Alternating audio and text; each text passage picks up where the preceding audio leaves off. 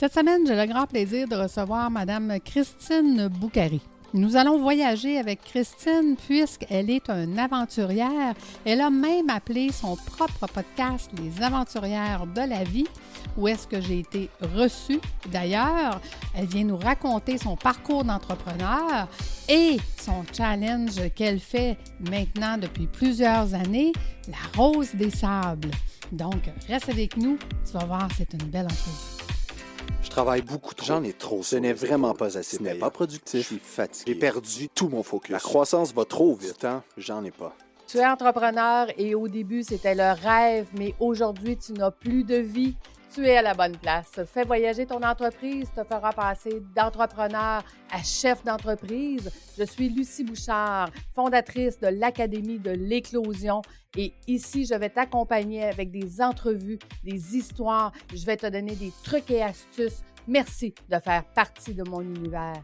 Je suis toujours au travail. Je suis fatigué. Je ne m'amuse. Je n'ai plus de vie. Je ne suis plus dans ma zone de génie. Et c'est parti!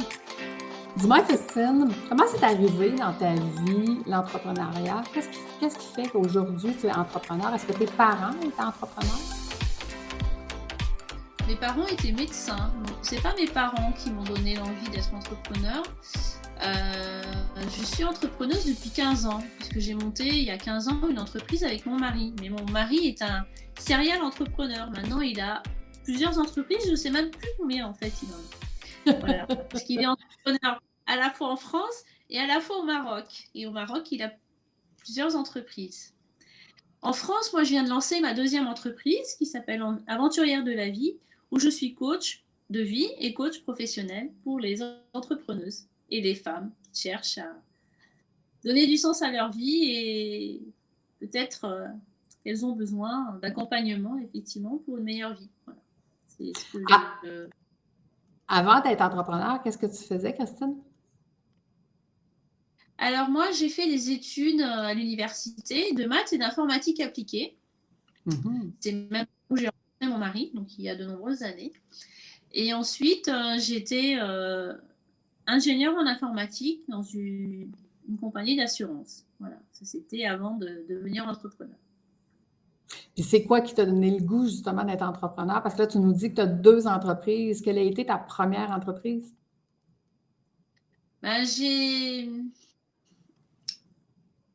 En fait, être salarié, ça ne me convenait pas. Je n'arrivais pas à trouver une façon d'évoluer. J'étais pas forcément confortable dans l'entreprise et quand je voulais changer de poste, j'étais coincée. Donc j'ai fait ce qu'on appelle en France un bilan de compétences, une démarche pour savoir un petit peu m'aider à choisir une formation. Et j'ai fait des études à ce moment-là, gestion des entreprises et management. Donc je voulais, en plus de ma formation informatique, je voulais m'ouvrir à l'entreprise, comprendre un petit peu ce que c'était l'entreprise. Et à la suite de cette formation, j'ai décidé d'ouvrir une entreprise. Et en fait, c'est l'opportunité parce que mon mari était en train d'ouvrir une entreprise. Donc en fait, on a ouvert une entreprise à deux. Et c'est une entreprise de conseil en informatique. Voilà. Qui existe toujours. Et comme je disais, aujourd'hui, moi, j'ai choisi d'ouvrir une autre entreprise pour faire du coaching de femmes, principalement. Mais qu'est-ce qui t'a amené justement à vouloir coacher les femmes en particulier? Alors, coacher, déjà, c'est parce que je voulais mettre plus d'humain dans ma vie professionnelle. Quand j'étais dans l'entreprise d'informatique, je continuais à faire des missions en entreprise, chez des grands comptes. Et il n'y avait pas, c'était la gestion de projet, mais ce qui me manquait, c'était vraiment l'humain. Voilà. Donc, je me suis formée au coaching. Et après, les femmes, en tout cas, ça a commencé, je pense. J'ai commencé à faire des rallyes féminins en 2014. J'ai fait le rallye Rose des Sables, qui est connu au Québec, puisqu'on a entre 20 et 30% de Québécoises qui font ce rallye-là. J'ai fait un premier rallye en 2014 et maintenant j'ai fait 4 rallyes. J'ai fait en voiture, en 4x4 et en quad. Alors, je ne sais pas quels sont les noms. Vous utilisez au Québec, j'ai un peu oublié. Le 4 roues, c'est la voiture. Non, le 4 roues, c'est comme un Tom Buggy, pas un Tom Buggy. Je pense que c'est un 4x4, mais un Jeep. Un Jeep, c'est un 4x4. Une voiture, Jeep, camion, si tu veux. Ouais, d'accord. Oui, c'est ce que nous on appelle la voiture 4x4, voilà. Et puis j'ai fait 2 rallyes en quad, dont le dernier au mois d'octobre, voilà. Et dans ces rallyes, il y avait effectivement que des femmes, ce sont des rallyes féminins. Et je pense aussi que dans ma vie privée, où j'ai des frères, des enfants garçons, même un chien, Entouré d'hommes. beaucoup, beaucoup d'hommes, beaucoup de beaux-frères aussi. Je pense que j'avais besoin de retrouver le côté féminin. Et ensuite, j'ai aussi envie de faire avancer l'égalité de la femme. C'est pas le mot, mais j'ai envie parce que ce que je fais au travers des podcasts, tu vois, faire parler des femmes pour inspirer d'autres femmes, tu vois, faire avancer en tout cas la place de la femme dans la société. C'est un petit peu. C'est pour ça que je me focalise sur le développement personnel pour les femmes et le coaching au féminin. Ah. Et tu me disais que vous êtes très proche aussi du Maroc. Est-ce qu'il y a une grosse différence avec, mettons, les femmes au Maroc versus les femmes en France ou au Québec? Oui. Alors, il y a bien sûr des différences, puisque le Maroc est en Afrique et que ce n'est pas encore un pays développé comme le Québec ou comme la France. Mais en fait, il y a déjà 2 principales différences. Il y a la femme qui est en ville et qui a fait des études, qui vit un peu comme nous, si tu veux. Elle va travailler dans une banque, elle va avoir un mari, des enfants qui vont à l'école privée. Elle est assez occidentalisée. Elle a peut-être même étudié dans une école française. Ça, c'est les femmes des villes aisées, si tu veux. Et à contrario, moi, je fais des actions solidaires dans le sud-est marocain, dans le désert. Là, ce sont des femmes qui sont principalement à la maison et principalement qui n'ont pas de travail. Et puis ces régions, bien sûr, elles sont pauvres et manquent d'argent aussi. Donc, tu vois, il y a vraiment une différence encore plus importante que dans nos pays où, bien sûr, il y a des différences de culture entre la femme qui est ouvrière, agricultrice et celle qui travaille dans une banque. Bien sûr qu'il y a une différence. Mais au Maroc, tu as une différence encore plus culturelle, si tu veux. La femme qui travaille à Casablanca dans une banque, elle a fait des études, ses enfants vont à l'école privée, elle ressemble plus à la femme occidentale. Mais après, il y a encore la culture marocaine et la culture musulmane. Mais celle qui est complètement dans le désert, comme moi je le vois, parce que je parraine des filles dans le désert, donc je connais ces familles-là. Et encore plus si elles sont monoparentales, ou bien si le papa n'a pas le rôle d'apporter de l'argent et d'éduquer la famille. Tu vois, c'est ce genre de famille que, à travers l'association, j'aide. Ces femmes-là, elles sont vraiment à l'opposé de la femme qui est à Casablanca et qui travaille à la banque, par exemple. Oui. Mais qu'est-ce qui t'a amené à faire des rallyes, Christine? Alors écoute, moi j'ai été dans une période de ma vie où j'étais un petit peu métro, boulot, dodo, marmot, les enfants, la maison, le travail. Et je prenais pas beaucoup de temps pour m'occuper de moi, en fait. Tu vois, j'étais dans une routine. Et un jour, j'ai eu cette idée. Et puis, ça ne m'a plus lâché, comme je te disais. Tu vois, j'ai fait un premier rallye et ça m'a ramené vers le 2e, le 3e et le 4e. Quoi. Et puis, pour le premier rallye, je devais partir avec ma belle-sœur française, qui avait un 4x4, qui était médecin. J'ai dit, c'est la personne idéale pour partir. Et en fait, elle a abandonné le projet au bout d'un mois. Donc, mais moi, ça y est, j'étais branchée sur ce projet-là, j'ai pu lâcher, quoi. J'ai cette persévérance dans ce que je veux faire. Mais je pense que c'est pas un projet facile, là. C'est pas facile de faire ces rallyes-là. Raconte-nous un peu, là, faire un parcours d'un rallye, là, ça ressemble à quoi? Oui. Alors, si tu pars en 4 roues, donc en voiture 4x4, tu pars avec une coéquipière. Donc déjà, il faut que tu aies une autre femme qui veut partager cette aventure avec toi. Moi, j'ai pas de fille qui est majeure et qui a le permis, parce que je disais que j'avais que des garçons. J'ai pas de cousine non plus, enfin, j'ai pas de sœur, donc j'avais demandé à ma belle-sœur, mais ça s'est pas fait. Donc après, j'ai dû chercher quelqu'un qui était motivé pour le faire. Donc il faut déjà trouver une coéquipière qui est fidèle à ce projet jusqu'au départ et jusqu'au retour du Maroc. Ensuite, il faut financer ce projet. Donc ça coûte quand même de l'argent. Il faut louer le 4 roues, le 4x4. Il faut des frais d'engagement de l'organisation qui organise ça. Elle dépense beaucoup d'argent et nous, on doit avoir une contribution assez importante. Ensuite, il faut savoir qu'en voiture, moi, je pars de Paris, je descends. À l'époque, on descendait toute l'Espagne, et puis on traversait le petit bout entre l'Espagne et le Maroc, et puis on continuait à traverser tout le Maroc pour arriver jusque dans le désert, à la frontière algérienne sud-est marocain. Et donc, il fallait au moins 1 an de préparation. C'est assez.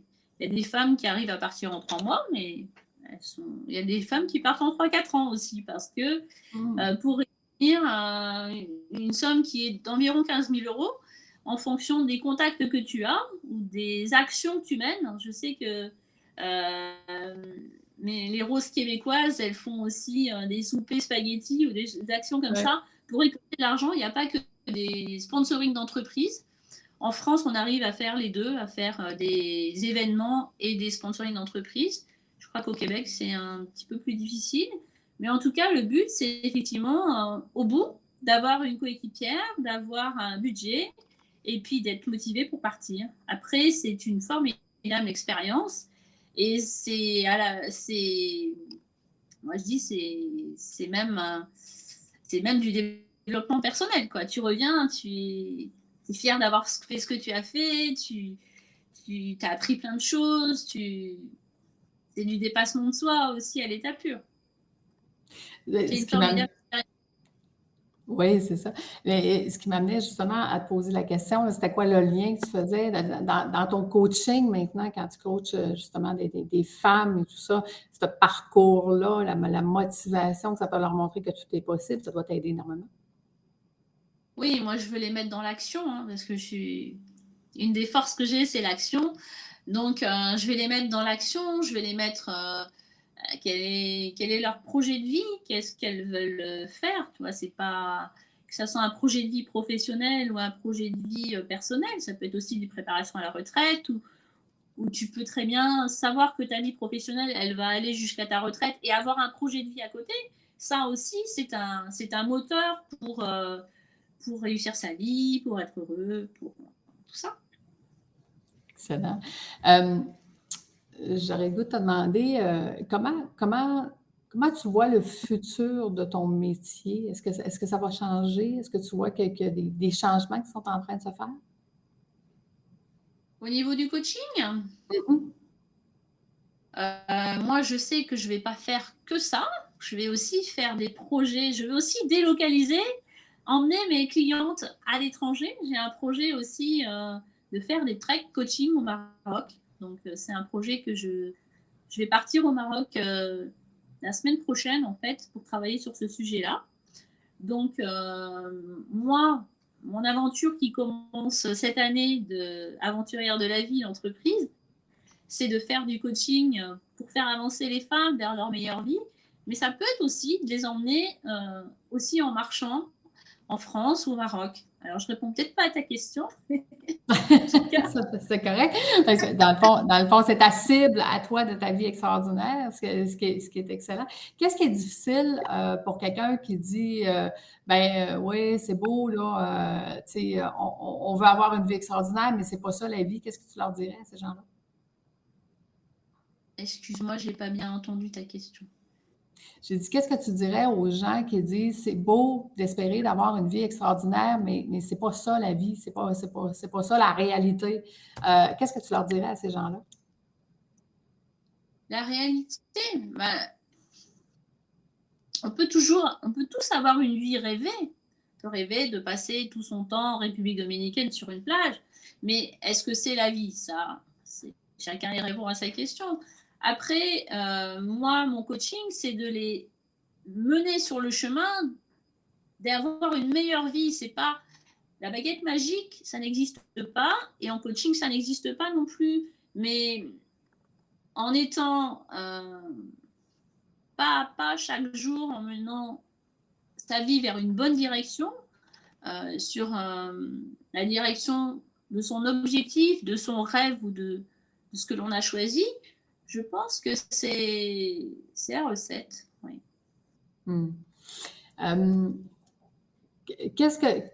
C'est quoi le conseil que tu donnerais le plus aux gens? Le conseil, c'est de ne pas arrêter de rêver et de faire des premiers petits pas vers leur rêve et vers leur objectif.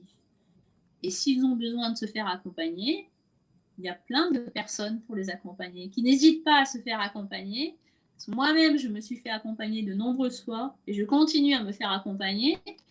On va simplement plus vite quand on est accompagné. Alors, on peut très bien, effectivement, se faire accompagner aussi. Oui, mais c'est un peu comme je dis tout le temps, là, quelqu'un qui veut obtenir une médaille aux Jeux olympiques, il ne peut pas faire ça tout seul. Hein. Ça y prend des gens qui vont l'accompagner là, à tous les niveaux, autant sur la nutrition que sur l'entraînement et tout ça. Donc, c'est la même chose si on va avoir une meilleure vie. Se faire accompagner, ça va plus vite, je suis d'accord avec toi. Dis-moi, Christine, c'est qui ta clientèle idéale? Ma cliente idéale, c'est une femme, comme on l'a dit tout à l'heure, une femme qui se pose des questions sur sa vie, sa vie privée, sa vie professionnelle, et qui veut changer, et justement qui choisit de se faire accompagner par moi pour aller plus vite vers son objectif. Voilà.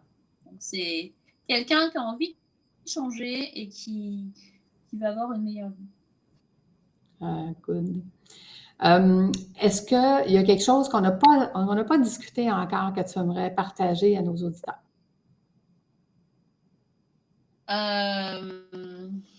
Alors, oui, certainement. On a parlé des traits que j'allais faire, donc ça c'est dit.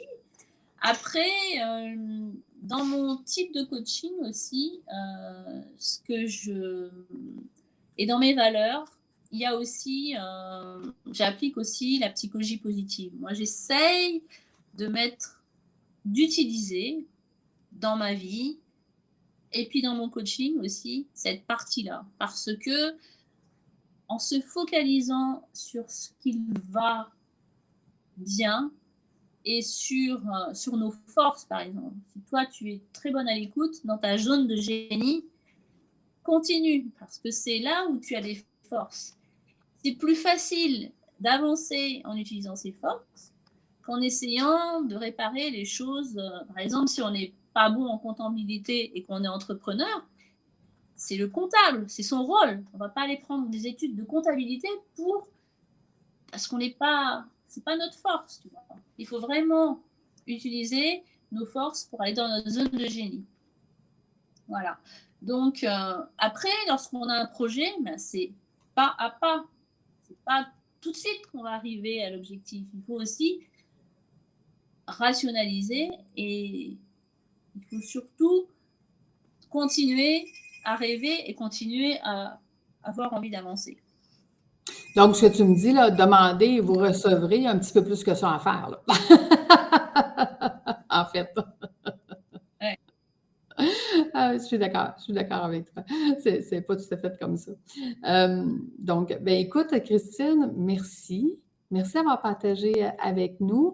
J'aimerais juste qu'on termine. Pourquoi tu as choisi justement les aventurières de la vie? Écoute, on parlait d'écriture de livres. Lorsque j'ai écrit le livre le plus important, j'en ai écrit 4, mais celui qui est le plus important pour moi, qui s'appelle Merali, m'ont permis de trouver ma boussole personnelle, c'était juste après ma certification de coaching. Et c'est à la fois du récit de rallye, celui que j'ai gagné en quad, et puis tout ce que j'avais envie de dire sur le coaching, le dépassement de soi, etc.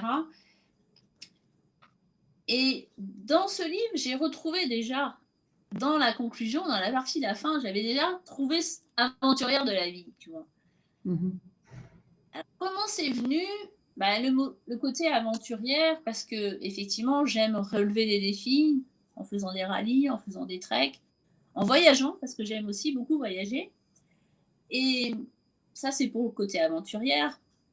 Et puis de la vie, parce que en fait, moi, je suis pas non plus une exploratrice, ou je vais pas faire le tour du pôle Nord, tu vois.